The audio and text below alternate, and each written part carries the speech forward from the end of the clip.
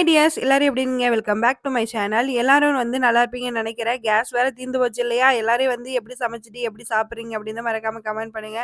நான் வந்து எப்படியோ வந்து முன்கூட்டியே ஒரு சிலிண்டர் அப்பதான் வாங்கினேன். அதுக்கப்புறம் ஒரு சிலிண்டர் ஆர்டர் பண்ணி அதுவும் கிடைச்சிருச்சு. எல்லாரும் சேஃபா இருங்க, ஹெல்த்தியா இருங்க. ஓகேங்களா? இன்னைக்கு வந்து ஒரு முக்கியமான ஒரு டாபிக் வந்து நம்ம கிச்சனுக்கு பெயிண்ட் அடிச்சதுக்கு அப்புறம் எந்த ஒரு ஸ்ட்ரிப்ஸ் லைட் அந்த எதுவுமே மாட்டவே இல்லையா? அது ஆல்ரெடி ஆர்டர் போட்டு வந்து 1 மாசம் கிட்டக்க ஆயிடுச்சு. நம்ம வந்து இத வந்து கொஞ்சம் பெயிண்ட் அடிச்சுட்டு அதுக்கப்புறம் மாத்திக்கலாம் அப்படின்னு சொல்லிட்டு தான் வச்சிருந்தேன். சரி அத இன்னைக்கு பண்ணிருவோம்ன்னு சொல்லிட்டு நான் வந்து ஒத்தையாளா வந்து பண்ணிட்டு கிடந்தேன். எங்கிட்டு மாட்டுறது, எங்கிட்டு வைக்கிறதுன்னு ஒண்ணுமே புரியாம கிடந்தேன். சரி நம்ம பழைய மாரியே ஓட்டிருவோம் அப்படின்னு சொல்லிட்டு தான் பழைய மாரியே ஒட்ட ஆரம்பிச்சுட்டேன். ஃபெவிக்விக் தான் வாங்கியிருந்தேன். முதல்லயே வந்து வாங்கி வச்சுட்டேன் இந்த ஸ்ட்ரிப் லைட் ஒட்டுறதுக்கோசரமே. ஒட்டுனதுக்கப்புறம் நல்லா தான் இருந்துச்சு. அதாவது முன்ன இருந்தத விட கொஞ்சம் கிளாரிட்டி கம்மியா இருக்க மாரி இருந்துச்சு லைட்டு. சேம் அதே மெட்டர் தான். ஆனா வந்து கொஞ்சம் நான் எக்ஸ்ட்ரா போட்டு வாங்கியிருந்துருக்கணும். 200 என்னமோ தான். முதல்ல இந்த சைஸே தான் இருக்கு. 5 அடின்னு சொன்னாங்க. அதே மாரி தான் இருந்துச்சு. அதுக்கப்புறம் மதியத்துக்கு வந்து பசி வேற ஆரம்பிச்சுச்சா, காய்கறிகள்லாம் போட்டு பிஸ்பிலாபாத் தான் ரெடி பண்ணியிருந்தேன்.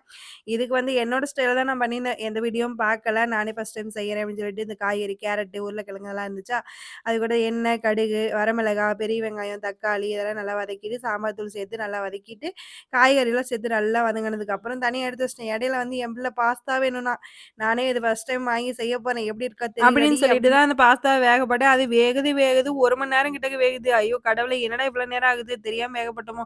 இல்ல வேற பாத்திரத்துல விட்டாவது வச்சிருக்கணுமோன்னு சொல்லிட்டு புலம்பிக்கிட்டே ஒரு செஞ்சுட்டு பக்கம் இந்த இருந்தேன். காய்கறிகள்லாம் ரெடி ஆயிடுச்சு. அது கூட நம்ம வந்து இந்த கொஞ்சம் புளி தண்ணி சேர்த்து அரிசி பருப்புலாம் ஊற வச்சிருந்தேன். அதெல்லாம் கழுவி சேர்த்து இந்த நல்லா விசில் பாஸ்தா போட்டு மேல விட்டுட்டேன். எனக்கு எப்படி கிரேவிங்ஸ் ஆச்சுன்னா, இந்த வீடியோல பார்த்து பார்த்து பாஸ்தா டேஸ்ட்டா இருக்கு, டேஸ்ட்டா இருக்குன்ற கிரேவிங்ஸ் உண்டு பண்ணி விட்டுறாங்க.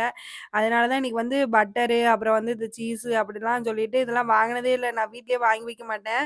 அப்புறம் வாங்கி வச்சிருந்தேன். அத வந்து இத செய்யணும் அப்படிங்கிறதுக்காக செஞ்சுட்டு கிடந்தேன். அதுக்கு வந்து பட்டர் போட்டுட்டு கொஞ்சமா பூண்டு நறுக்குன அதாவது சாப் பண்ண வெங்காயம் தான் போடணும். நான் வந்து மிக்ஸில போட்டுட்டேன் சோம்பேறித்தனமா.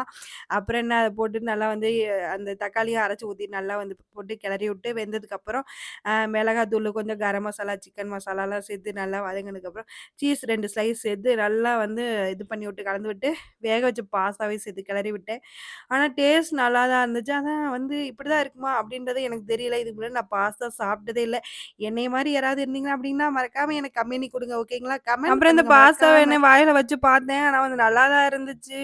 ஒரு 100க்கு ஒரு 80 குடுக்கலாம். ஏன்னா வந்து ஃபர்ஸ்ட் டைம் சாப்பிடுறேன். இதுக்கு முன்னாடி நீங்க ஏதாவது கடையில சாப்பிட்டுருக்கீங்க அப்படின்னா, அதுக்கு என்ன டேஸ்ட் தெரியல. அப்புறம் கையோட இந்த பிஸ்மிலாபாத்தும் ரெடி பண்ணிட்டேன்னா, கொஞ்சமா போட்ட அரிசி எப்புட்றா இவ்வளோ வந்துச்சு அப்படின்ற மாரி தான் இருக்குது. அது கூட இந்த தேங்காய் எண்ணெய் ஊத்தி எனக்கு சாப்பிடுறது ரொம்ப ரொம்ப பிடிக்கும். இந்த பருப்பு சாப்பாடுல, பிஸ்மிலாபாத்துல அப்படின்னு சொல்லிட்டு. அப்பலாம் சாப்பிட்டு முடிச்சுட்டு மலையாட்டம் குமிஞ்சு கிடக்குது இந்த துணி. இந்த துணியெல்லாம் நான் இந்த தடவ ஒரே ஒரு தப்பு பண்ணிட்டேன். அது என்னன்னா வந்து எப்போதுமே வந்து துவைச்ச உடனே அடுத்த நாள் காலையில வந்து நம்ம மடிச்சு வச்சுருவோமா, டைம் இருக்கும்போது ஒரு 5 நிமிஷம் தான் ஆகும். இல்ல நெறையாலாம் துணி இருக்காது அப்படின்ட்டு. இந்த தடவ 4 நாள் இல்ல 5 நாள் 1 வாரம் பக்கமா நான் மடிக்காம விட்டு 6, 7 பெட்ஷீட்டு, துணி அப்பா ரம்பி போய் கிடக்குது. எப்புட்றா அது மடிக்கிறது அப்படின்னு எனக்கு தலையே சுத்துது.